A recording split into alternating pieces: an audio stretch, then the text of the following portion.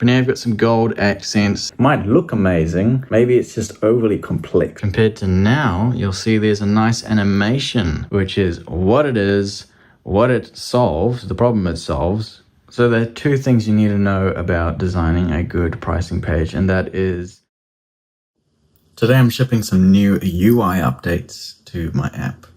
I'm very excited about this because it's been something that I've wanted to do for so long. I tried to focus on actually building something people can use, something that's reliable, and I've achieved that. But now it's time to go back to some of these old designs, which I'll show you in a second. They're just really outdated now compared to the rest of the app. So let's get into it.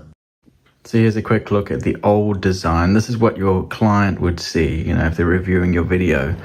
The comments and stuff on this section. It's easy to read, your timeline, your branding, everything else. But if you now look at this version, this is the updated version. Mind you, it's not completely finished. But now you've got some gold accents. The comment section is a little bit more organized with some nice gradients. Remove the need to add your name. It just automatically remembers your name from last time. You've got your nice timeline, which is just a bit easier to see, really. Now you've got a proper playhead. Yeah, and I've removed some of these controls.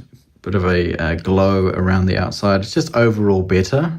So I guess that's something that I'm trying to focus on more now, is trying to refine more of the app. So make it easier to use, so people who are using it for the first time, which I quickly forget that there's lots of people actually signing up and going, I don't know how to use this thing, it's overly complex, which is not the intention. I want to make something that's easy and simple to use, a simple alternative to the other platforms out there. So I guess that's something you can take away for yourself as well. If you're building an app or UI of some sort, remember to focus on making it easy and simple for people to pick up and use straight away. It might look amazing. Maybe it's just overly complex though. It's all about the way that you organize things on your screen. So here's another one. This is actually the dashboard. This is the first thing people see when they sign in for the very first time. So it's important it needs to look nice, but look at this. So yeah, you can see it's very flat. Like the colors are nice. I had the right idea, I suppose, but it feels very flat and there's just too much going on. Like, where do I start? Compared to now, you'll see there's a nice animation, and the sections you don't need right away are hidden, which you can make them show. So you can customize it a bit more, and as you can see, it's just more colorful. It's easy to understand. It greets you. It's like, oh, okay, I need to create a new review, or I need to manage the ones I already have. Just easier. You can see the power of it. So, I'm by no means an expert in creating UI, but I think it's clear that it's a much better design. It's easier to see, especially if you're a first-time visitor. And lastly, this was one I had done a while ago, but this is the most important part of any website, any web app, anything, is your landing page. So I'll show you mine. Again, I'm no expert, but you can clearly see this is simple. It only shows you what you need to know, which is what it is, what it solves, the problem it solves, kind of what it looks like, and there's some credibility. We have just hit 200 people sign up, which is awesome. And then quickly, here's the old design.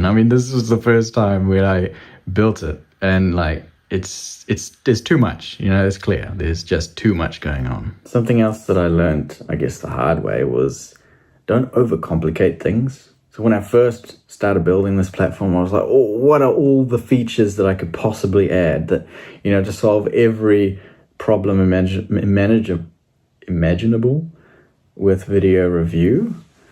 But that clearly wasn't what I should be doing. Over the last, it's been a year now, I have very clearly discovered that focusing on one particular problem and solving that problem as easily and quickly as possible is the best option. All right, so I've just finished another component on the website, and that's the pricing page. So I'll quickly show you what's going on here and sort of talk you through it. So there are two things you need to know about designing a good pricing page, and that is how much does it cost and what do you get? Why should they spend money on your site? Because you need to know that the human brain is actually wired to be as lazy as possible.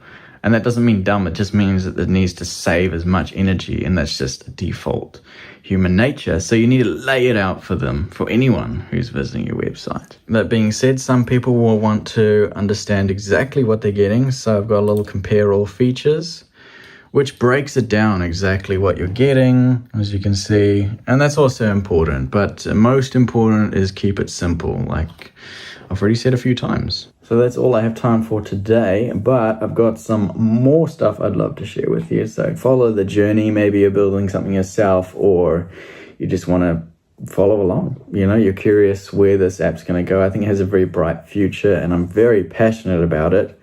Quick tip, build a Discord community or some sort of community around your product even before you've created it. This is very important, and this is one of the reasons that I've actually had some success with this app. So thank you for watching.